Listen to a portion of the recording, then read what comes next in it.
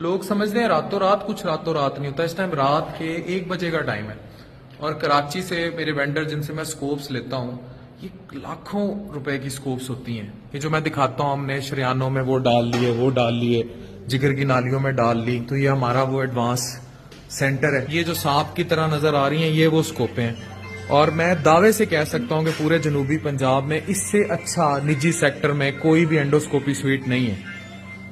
ये हम स्कोप्स ही देख रहे हैं, तो मेरी तबीयत भी सही नहीं थी, लेकिन इस टाइम हम खड़े, ये इस टाइम वही स्कोप्स जो हम लेटेस्ट मजीद तो सबसे जबरदस्त हमारे पास है इक्विपमेंट। तो सईद भाई हैं, कराची से आए हुए हैं। सईद भाई शुक्रिया हमें मुल्तान में सबसे बेहतरीन इक्विपमेंट देने के लिए, रियली थैंक्स।